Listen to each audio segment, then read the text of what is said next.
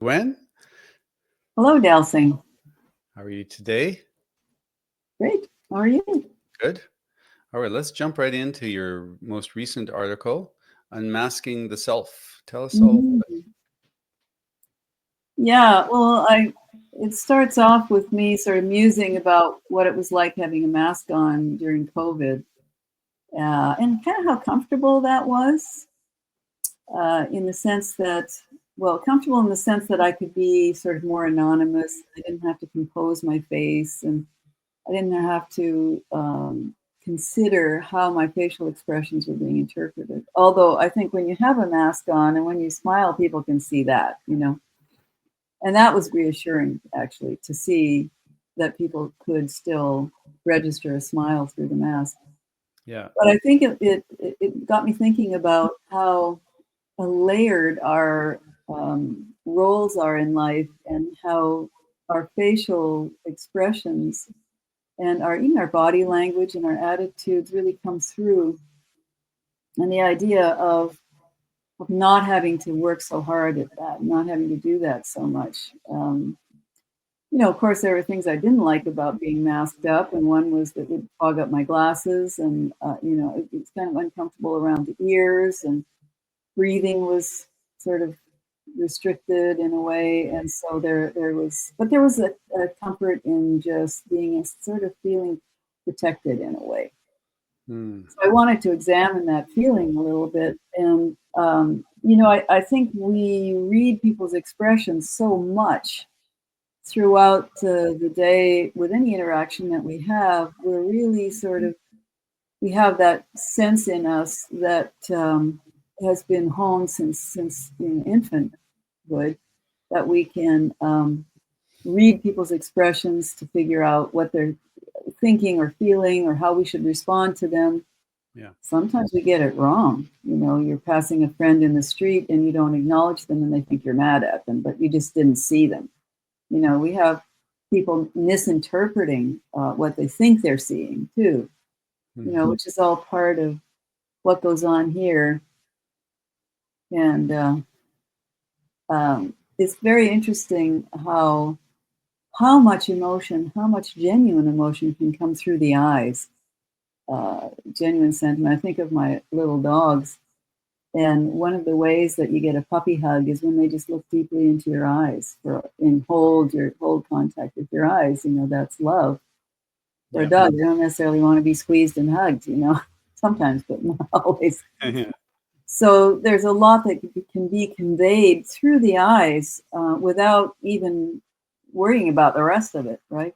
And I think when we're on Zoom a lot, we feel like we have to be composed. I put on a necklace today, and we want to present ourselves in a certain light, in a certain positive light. And so I think what I was examining in this article is just how much stress, how much under pressure we feel to present an image, Mhm. right? And in a sense, it becomes a mask or a persona, what we present to the public, which often isn't what's actually going on inside of us.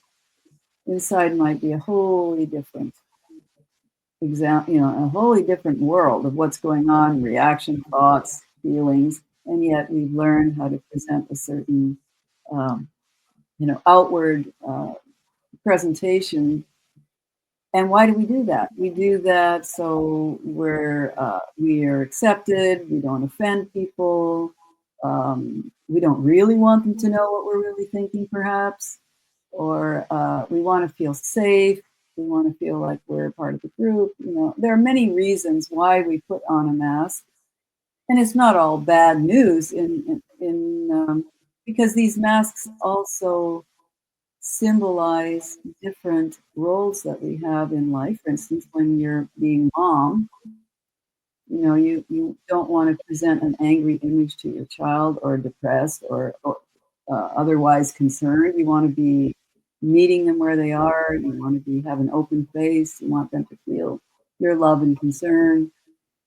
Um, you want them to read that from you, right? And I think in general, we want to be projecting a good image when we're acting in any of our roles, mother, daughter, grandmother, wife, girlfriend, boyfriend, um, and everything in between. There are so many roles that we have in life. And I think another thought that I had, which certainly comes into my coaching style, which is what personae can you put down? What do you want to pick up and what do you want to put down? What do you want to just say, you know what, I really don't want to play that role anymore. Mhm. And you can talk about that. Well, what are aspects of that role that you feel are draining, that are not suiting you at this time in your life, and you'd like to change? So it's a way to explore all of the ways that we interact in our personae and in our roles in life. And it sort of gives us a little bit of space to examine all of that and see where is this actually working for me or working for someone else and not working for me, and how can I make an adjustment there? So Mhm. that was somewhat the premise of the article. Yeah. Yeah, very interesting. It's fascinating to talk about masks and how we present, how our face presents, because we're conscious about some things. We can do this, we can do this, we can smile, but there's so many micro expressions that we are delivering that people are subconsciously tuning into all the time. Hundreds of micro expressions that are coming through with a slight eyebrow raise that we know that we are being received, but it's the aggregate, it's the whole being that is conveying things over time, beyond the smile. It's the whole sum of us and where we're at right now that the map of our face will convey. Hmm. Yeah. I think masks are something that have shown up throughout history as representative of different things. Hmm. Um, and you do take on a persona when you put on a mask. I should have brought one with me because I have a collection. But um, in some sense, like you think of masquerade ball, or you think of Mardi Gras, or you think of taking on a persona to express a part of yourself that you can't do without the mask, or that isn't as effective without the mask. So I think there's something really positive about being able to experience different parts of yourself through a mask, Hmm. and what a mask can represent. If you look at different cultures, you can see that it really plays an important part in the storytelling of in the narrative of the beliefs and customs and traditions of a culture. Yeah. And then there are, the darker aspects of masks, being masked. I know in Portland we had a lot of demonstrations a couple of years ago. People were walking around in black masks and hoodies, and you couldn't tell if they were Antifa or if they were Proud Boys, who they were. And there Hmm. was a kind of a covert, sort of sneaky sense to it all, like, I don't want you to know my identity. Yeah. And I really, I really noticed that here and there on the streets of Portland at that time. Yeah. And it had a kind of an ominous, and it was probably meant to be sort of an imposing quality to it, Hmm. you know. Yeah. And Before COVID, you couldn't walk into a bank with sunglasses, a hoodie, and a mask. you know, now it's yeah, normal. oh So my God, yeah, you'd be stopped at the you'd door, hopefully. be at gunpoint.